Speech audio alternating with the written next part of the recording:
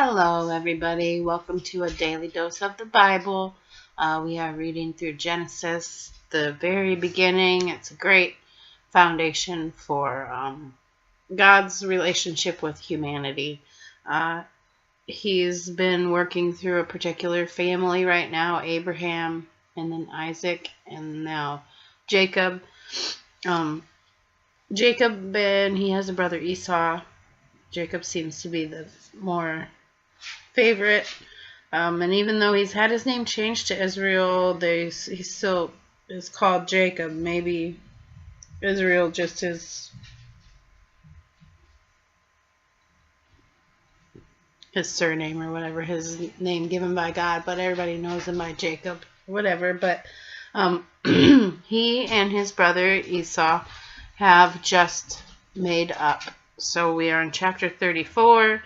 Esau and Jacob have reunited. Esau welcomed Jacob back to their land of their father, and he settled down over in a plot of land where he bought from the family of Hamor, the father of Shechem. Okay, so chapter 34 is revenge against Shechem. One day, Dinah, the daughter of Jacob and Leah, went in to visit some of the young women who lived in the area. But when the local prince, Shechem, son of Hamor the Hivite, saw Dinah, he seized her and raped her. But then he fell in love with her and tried to win her affection with tender words. He said to his father Hamor, "Get me this young girl. I want to marry her."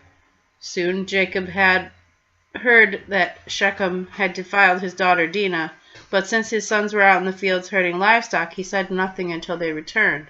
Hamor, Shechem's father, came to discuss the matter with Jacob. Meanwhile, Jacob's sons had come in from the field. As soon as they heard what had happened, they were shocked and furious that their sister had been raped. Shechem had done a disgraceful thing against Jacob's family, something that should never be done. Hamor tried to speak with Jacob and his sons.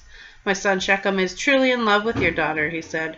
"Please let him marry her. In fact, let's arrange other marriages too. Give us your daughters for our sons, and we will give you our daughters for your sons. And you may live among us. The land is open to you. Settle here and trade with us, and feel free to buy property in the area." Then Shechem himself spoke to Dinah's father and brothers. "Please be kind to me and let me marry her," he begged. "I'll give you whatever you ask. No matter what dowry or gift you demand, I will gladly pay it. Just let me have the girl as my wife."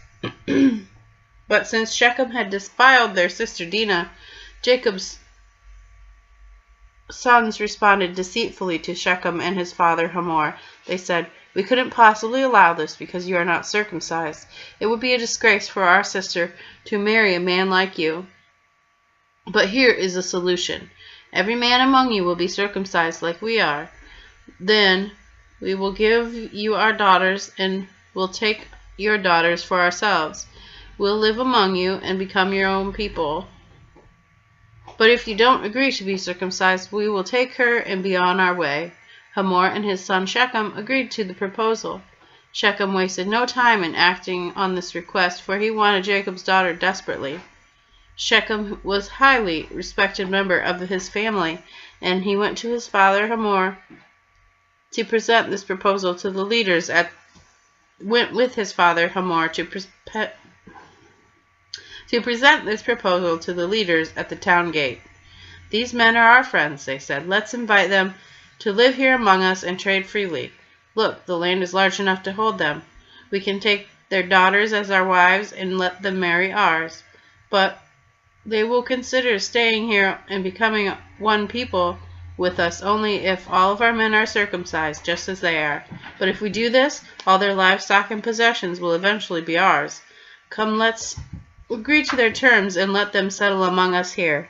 So all the men in the town council agreed with Hamor and Shechem, and every male in town was circumcised. But 3 days later, when their wounds were still sore, Jacob's two sons, Simon and Levi, who were Dinah's full brothers, took their swords and entered the town without opposition.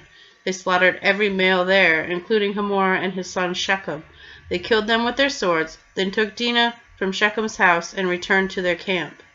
Meanwhile, the rest of Jacob's sons arrived. Finding the men slaughtered, they plundered the town because their sister had been defiled there.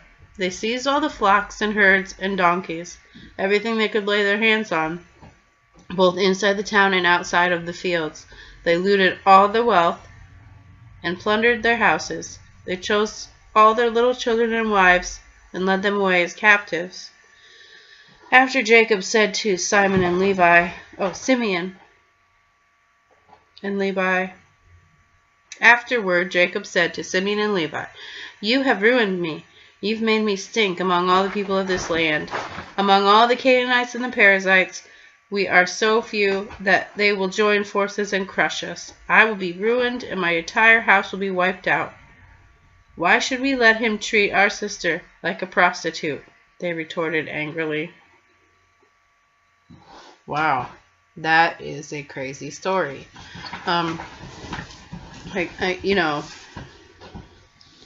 It's really a sad occurrence that that Dinah was raped, and the outcome is a very sad occurrence as well. This whole city is destroyed. The Hivites, where Shechem and Hamor are from,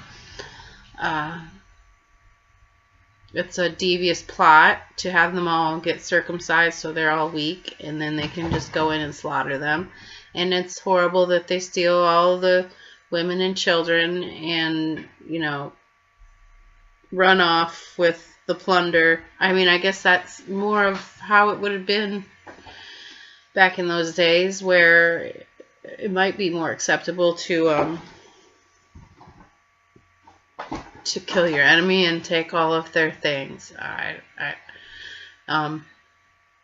In revenge for the evil deeds that Shechem did to their sister. And, I understand that. I really understand the outright anger.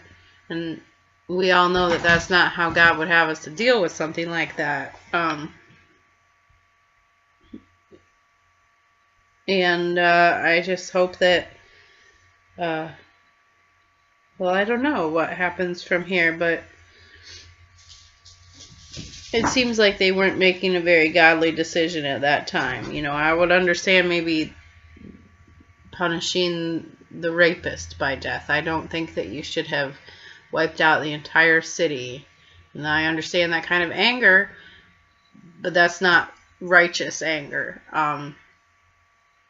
So, Jacob's children take after him a little bit in their own trying to,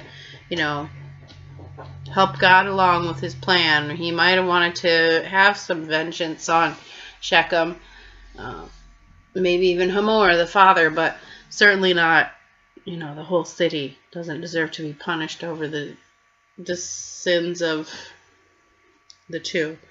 So, yeah.